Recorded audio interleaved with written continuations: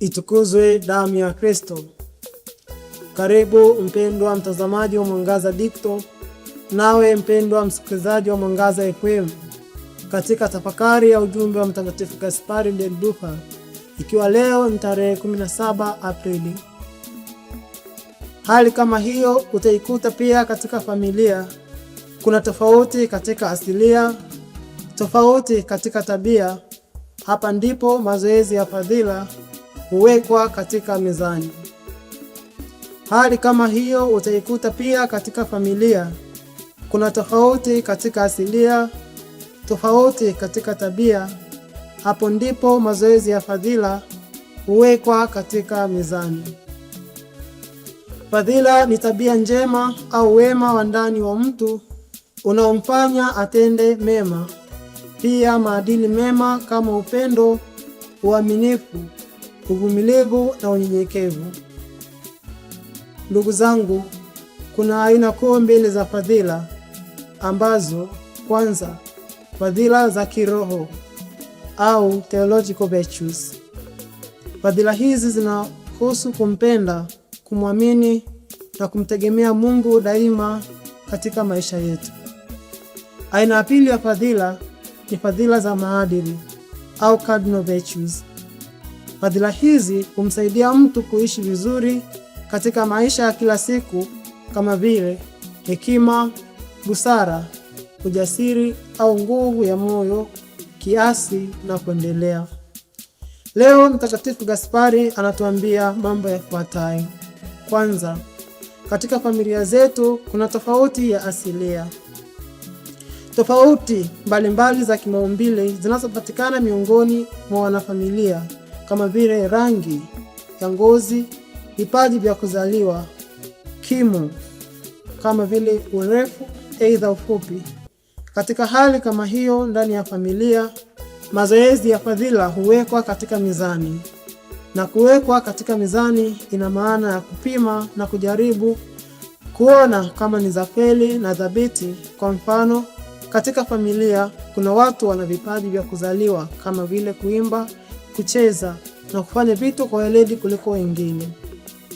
Fadhila inapimwa, ambayo inapimwa kutokana na vitu hivyo ni unyenyekevu. Kuna watu warefu, kuna wafupi, kuna weusi na wengine ambao hawana vipaji vya kuzaliwa katika familia. Hapo unaopimwa ni upendo. Pia kuna watu wana uwezo mkubwa wa kufikiri na kutenda, yani akili. Fadhila inayopimwa ni haki baina ya wanafamilia. Kwani leo Mtakatifu Gaspari anatuhimiza na anatufundisha kwamba tofauti za kimaumbile hazipaswi kuigawa familia, kwani bila tofauti kama hizo fadhila ingekuwa ni ngumu sana kuonekana. Jambo la pili ambalo leo Mtakatifu Gaspari anatuhasa na kutufundisha, katika familia zetu kuna tofauti za tabia. Katika maisha ya kila siku miongoni mwa wanafamilia kuna tofauti za tabia miongoni mwa wanafamilia ambazo huzifanya fadhila zetu zipimwe, zionekane na kuthibitishwa kama ni za kweli katika maisha ya kila siku. Pale tunapoishi katika familia kuna watu wana tabia tofauti tofauti. Kuna wapole katika familia, pia kuna watu wenye hasira kali katika familia. Kuna wachangamfu katika familia, pia kuna watu ambao wana roho korofi ndani ya familia.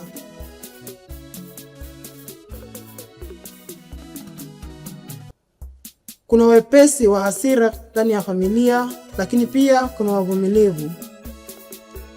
Tabia hizi zote zinaleta changamoto ambazo zinahitaji fadhila ili kuzidumisha. Kwa mfano, uvumilivu hupimwa pale tunapoishi na wenye tabia korofi na ngumu kuvumilika. Upendo unapimwa pale tunapowapenda wenye tabia tofauti na sisi, hali inayoashiria upendo wa dhati usio na mipaka. Hekima inahitaji kujua namna ya kuishi na watu wenye tabia tofauti kwa kuchagua maneno na matendo sahihi. Msamaha hupimwa pale migogoro inapotokea ndani ya familia kwa sababu ya tofauti za kitabia.